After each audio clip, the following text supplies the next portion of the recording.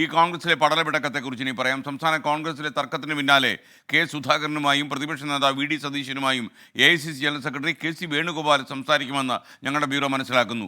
വയനാട്ടിലെ ചിന്തൻ ശിബിരന് ശേഷം ഇനിയും ക്യാമ്പ് നടത്താനുള്ള ജില്ലകളിൽ വി ഡി സതീശൻ പങ്കെടുക്കുമെന്നാണ് ഇപ്പോൾ ലഭിക്കുന്ന സൂചന. സലീം മാലിക് വിവരങ്ങളുമായി ചേരുന്നു തിരുവനന്തപുരത്ത് നിന്ന്. Saleem Malik, good morning. സലീം, യഥാർത്ഥത്തിൽ ഈ കെ സുധാകരനും വി ഡി സതീശനും തമ്മിൽ കൊമ്പ് കോർക്കാൻ തുടങ്ങിയിട്ട് കുറേ കാലമായി. ഇപ്പോഴാണ് അത് മറകീറി പുറത്തു വന്നത്.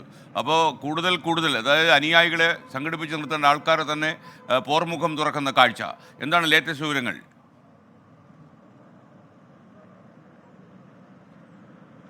Good morning.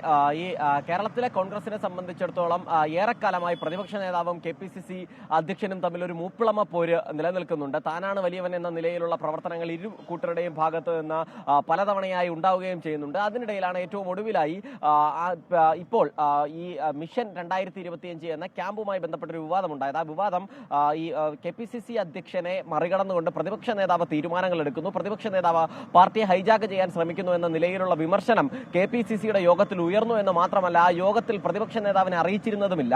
ഇതോടുകൂടി പാർട്ടിയുടെ പ്രധാനപ്പെട്ട പരിപാടികളിൽ നിന്നൊക്കെ വിട്ടുനിൽക്കാൻ പ്രതിപക്ഷ നേതാവ് തീരുമാനിക്കുകയായിരുന്നു. പ്രത്യേകിച്ചും തദ്ദേശ തെരഞ്ഞെടുപ്പ് വരുന്ന പശ്ചാത്തലത്തിൽ കോൺഗ്രസ് അതിവേഗത്തിൽ ഈ തദ്ദേശ തെരഞ്ഞെടുപ്പ് പ്രവർത്തനങ്ങളിലേക്ക് കടന്നതാണ്. ആദ്യത്തിൽ തന്നെ ഈ തെരഞ്ഞെടുപ്പ് പ്രവർത്തനങ്ങളിലേക്ക് കടന്നുകൊണ്ട് വലിയ തരത്തിൽ ഈ പഞ്ചായത്ത് മുനിസിപ്പാലിറ്റികളിലൊക്കെയുള്ള വിജയം നേടുക എന്നുള്ളതായിരുന്നു ലക്ഷ്യം. അതിനെ മൊത്തത്തിൽ അട്ടിമറിക്കുന്ന നിലയിലാണ് ഈ നേതാക്കളുടെ പെരുമാറ്റം. അതുകൊണ്ട് തന്നെയാണ് വളരെ വേഗത്തിൽ ഈ വിഷയത്തിൽ ഹൈക്കമാൻഡ് ഇടപെടാൻ തീരുമാനിച്ചിട്ടുള്ളത്. KC വേണുഗോപാൽ പ്രധാനപ്പെട്ട നേതാക്കളെയൊക്കെ അത് ആദ്യഘട്ടത്തിൽ പ്രതിപക്ഷ നേതാവിനെയും ഒപ്പം KPCC അധ്യക്ഷനെയും കാണും. എന്നിട്ട് അവർ തമ്മിലുള്ള പ്രശ്നങ്ങൾ പരിഹരിക്കാനുള്ള മുൻകൈ എടുക്കും. മാത്രമല്ല, അതിനുശേഷം പ്രധാനപ്പെട്ട നേതാക്കളെ ഒക്കെയും കാണും. അവർക്ക് ഏതെങ്കിലും തരത്തിൽ സംസ്ഥാന നേതൃത്വവുമായി ബന്ധപ്പെട്ട പരാതികൾ ഉണ്ടെങ്കിൽ ആ പരാതികൾ ഹൈക്കമാൻഡിനെ അറിയിക്കാം എന്നാണ് പറയുന്നത്. മാത്രമല്ല, പ്രതിപക്ഷ നേതാവിന്റെ ഏറ്റവും പ്രധാനപ്പെട്ട പരാതി KPCC യോഗങ്ങളിൽ ചേരുന്ന വിവരങ്ങൾ, അത് പാർട്ടിക്കെതിരായ വിവരങ്ങൾ പോലും മാധ്യമങ്ങൾക്ക് ചോർത്തി നൽകാൻ ചിലരുണ്ട്.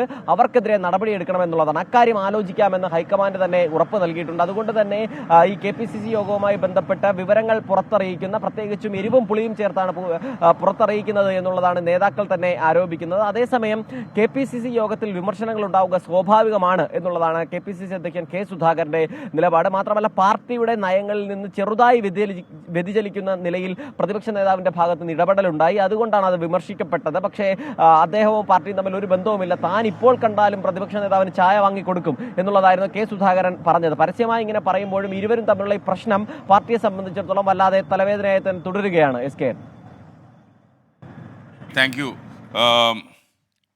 എന്തായാലും ഈ നേതൃത്വങ്ങളിലുള്ള പ്രശ്നങ്ങളൊക്കെ തന്നെ അനുയായിലേക്കും പടരുന്നു എന്നത് ഒരു കാലത്തിൻ്റെ ഒരു സവിശേഷതയായി നമുക്ക് കാണാൻ കഴിയും.